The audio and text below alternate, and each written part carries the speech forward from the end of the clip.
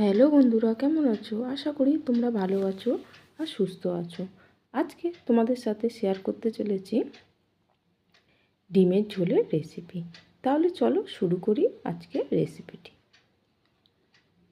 আমার চ্যানেলে নতুন বন্ধু হয়ে থাকলে চ্যানেলটিকে সাবস্ক্রাইব রাখার অনুরোধ রইল। তাহলে চলো শুরু করি আজকের রেসিপিটি। প্রথমেই দেখে নিয়েছো ডিম আর আলুটা সিদ্ধ করে নিয়েছি। এবার ডিম আলুটা ছাড়িয়ে আমি কড়াতে সরিষার তেল দিয়েছি, দিয়ে ডিমটা আমি দিয়ে দিচ্ছি। আর এখানে ডিমটা ভাজার সময় বন্ধুরা একটু গাটা একটু চিড়ে দিতে হবে, ছুরি দিয়ে বা বটি দিয়ে দিলেও হয়। যে কোনো উপায়ে বন্ধুরা একটু ডিমের গাটা একটুখানি চিড়ে দেবে, দিলে ডিমটা তেলের ওপর দিলে ফাটবে না। এক সময় ডিম খুব জোরে জোরে ফাটে তেলের ওপর দিলে, এরকম করে দিলে আর ফাটবে না। ডিমটা সাইড করে দিয়ে আলুগুলো দিয়ে দিলাম, সিদ্ধ করে রাখা আলুটা জল ঝারিয়ে। আলুটা একটু ভেজে নেব।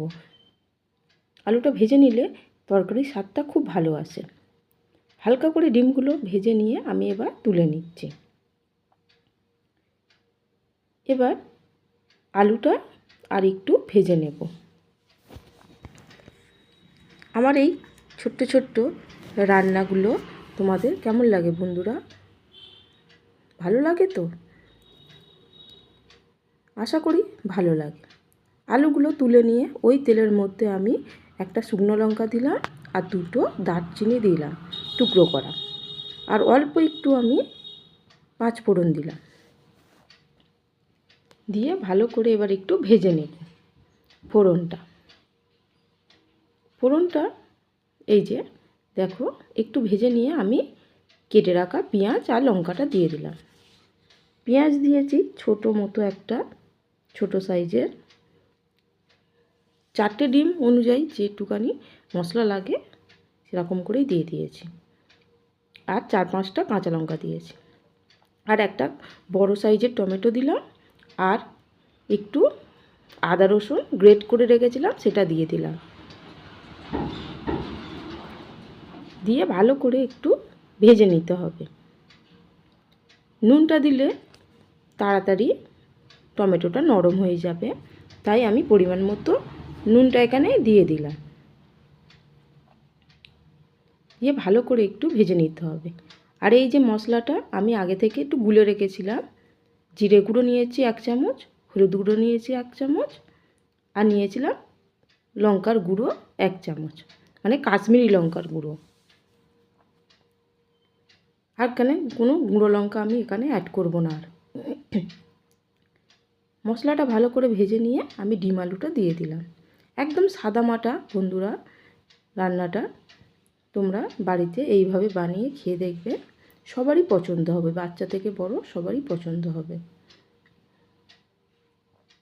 যে আমার ভাই বোনরা কলেজে সূত্রে বা কাজের সূত্রে বাইরে থাকে তারাও ইজি এই রান্নাটা করে নিতে পারবে।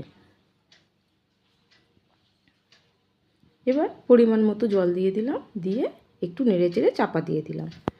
আলু তো সেদ্ধ হওয়াই আছে, জাস্ট একটু ফুটে উঠলেই আমি ঢাকনাটা এবার খুলে একটু নেড়েচেড়ে নেব। ফের কত সহজেই ডিমের ঝোলের রেসিপিটি তোমাদেরকে দেখালাম। আশা করি তোমাদের খুবই পছন্দ হবে। এবার আমি অল্প একটু চিনি দিয়ে দিলাম। চিনিটা তো তোমরা মনে করো দেবে না তো নাও দিতে পারো, কোনো অসুবিধা হবে না। আমি একটু টেস্টটা ব্যালেন্স করার জন্যই দিলাম। এবার একটু গরম মশলার গুঁড়ো ছড়িয়ে দেব, দিয়ে ফেরও একটু নেড়ে চেড়ে আমি এবার নামিয়ে নেব। এই যে চাপা দিয়ে এবার আমি গ্যাসটা বন্ধ করে দেব। দিয়ে একদমই রেডি ডিমের ঝোলের রেসিপিটি। আশা করি বন্ধুরা তোমাদের খুব ভালো লেগেছে। তাহলে আজ আসি, অন্য আবার নতুন একটা ভিডিও নিয়ে দেখা হবে। টাটা।